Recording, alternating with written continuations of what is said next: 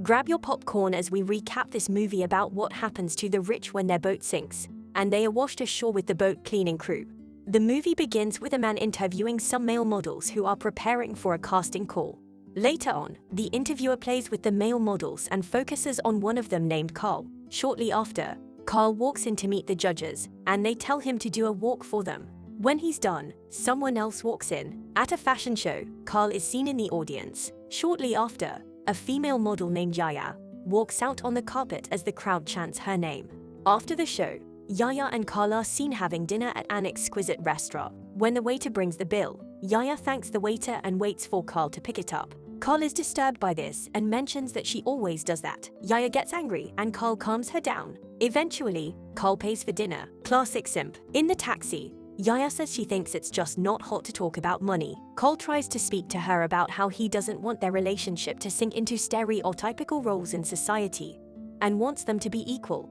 In the elevator at their building, Yaya shoves the money for the dinner into Carl's shirt, and he gets angry. He yells that it's not about the money, but he just wants them to be equal and doesn't want to be used. On his way to his room, Carl mentions how he thinks Yaya is a terrible feminist. Later on, Yaya comes into the room. They both speak about how ridiculous the fight is. Yaya agrees to have been manipulative and admits to intentionally ignoring the bill. Yaya explains that she plans to end up as a trophy wife, who will be taken care of by a man, and says she's in this relationship for the engagement it creates for their modeling business on social media. Carl promises that he'll make her fall in love with him and forget about being a trophy wife. In the second part, on a yacht, the head of staff, Paula, speaks with all the staff and encourages them to obey all the requests made by the guests, no matter how weird.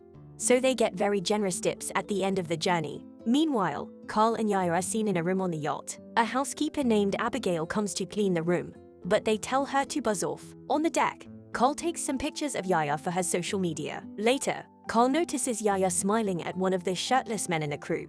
Carl speaks to Yaya about it, but she tells him to drop it. To ease his frustration, Carl goes to complain to Paula about the shirtless crew member, and Paula promises to deal with him. Carl spots some engagement rings in the room and asks to look through them, but the price kind of startles him. Later on, Paula goes to meet the captain, named Thomas, about the safety drill, but he tells her to go on without him. At the table with some of the other guests, Carl still takes some pictures of Yaya and some pasta she doesn't plan to eat.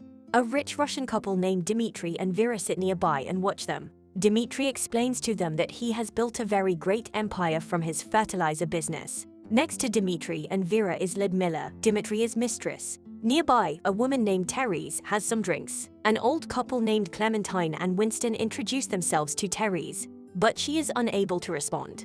Therese later signals to her husband, who comes to explain to them that she suffers from a speech disorder that makes her repeat one German word, which means up in the clouds, because of a stroke. Later on, Carl notices that the crew member he complained about has been fired. Later that night, Dmitry and Carl watch a tech multimillionaire named Jomo, who tries to walk up to Ludmila and Yaya.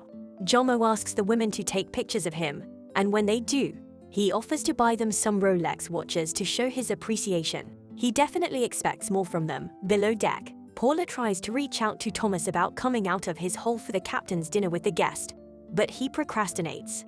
At the bar, Jomo tries to buy expensive drinks for the ladies, but this makes Dmitry uncomfortable, and he comes to take Ludmila away. Later, Yaya tries to dance with Jomo, while Carl watches her nearby. Later, in the room, Yaya and Carl make love, while he plays the role of a pool boy in a role play. The next morning, Carla takes pictures for the 1000th time for her social media. Nearby, Dmitry also takes Ludmila's pictures. Vera also speaks with a staff member named Alicia and requests for her to go swimming so she can cool off.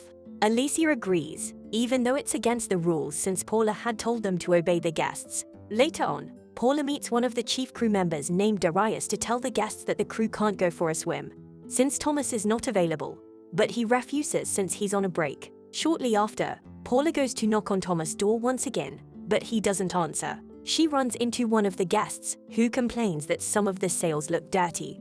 In the kitchen, the chef receives a call from Paula, who announces that all the cooks are going swimming despite his protest that the food will go bad. Later on, all the crew members are ordered to go swimming. Meanwhile, Darius goes to bring out Thomas for the captain's dinner, but he seems higher than a kite. Outside, the crew members all jump into the water from a water slide. Later that day, after Thomas has sobered up, he introduces himself to the guests. The woman who complained to Paula goes to complain to Thomas about the dirty sails, but he tells her the ship is a motorized vehicle, and it has no sails. Meanwhile, there seems to be some sort of light turbulence going on. During dinner, Winston and Clementine disclose to Carl and Yaya that they became rich by manufacturing weapons, especially the hand grenade.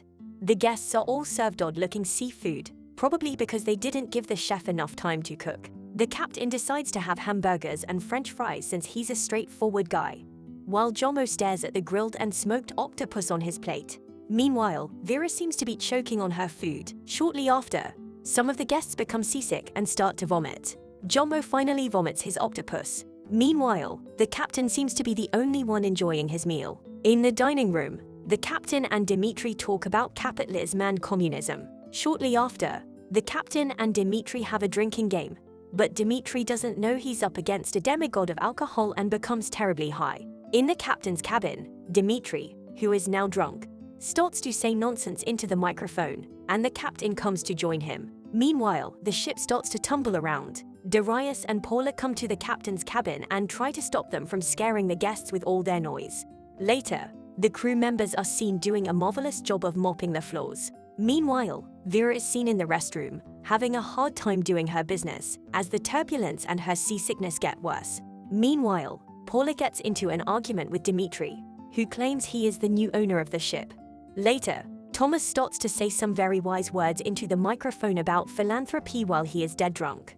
Shortly after, the toilet explodes, and the water flows into the ship and takes out the entire lighting system.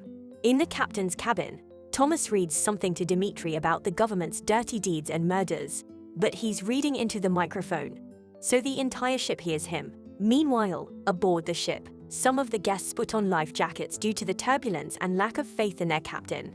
The captain continues to speak about how the government's trade is war, and how every bomb makes them $1 million. Outside the ship, a group of pirates get attracted to all the noise. Shortly after, the pirates drop a hand grenade on the deck, where Clementine and Winston are gazing into the sea. Clementine picks up the grenade to inspect it. Winston sees her and tries to stop her, but it's too late, and the ship goes kaboom.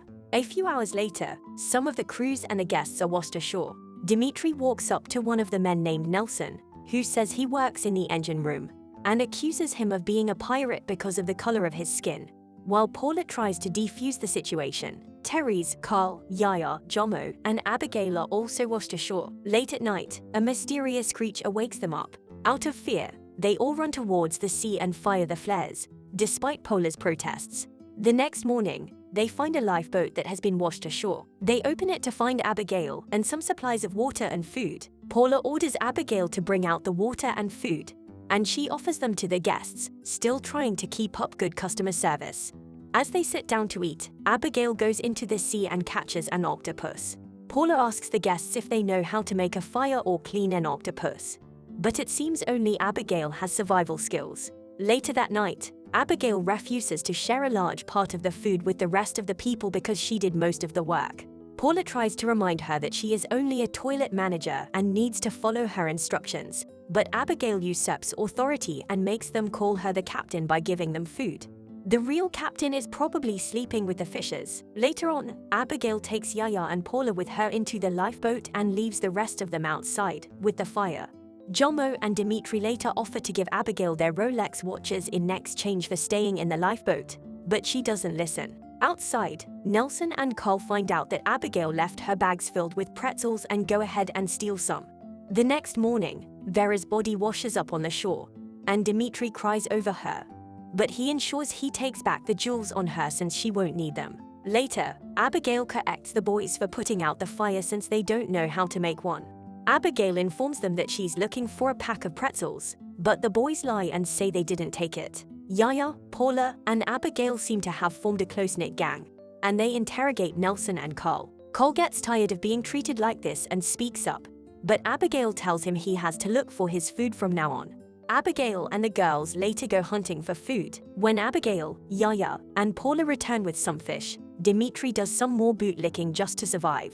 All the fertilizer in the world won't save him now. Later that night, they all eat some of the fish, while Nelson and Carl eat some food for thought.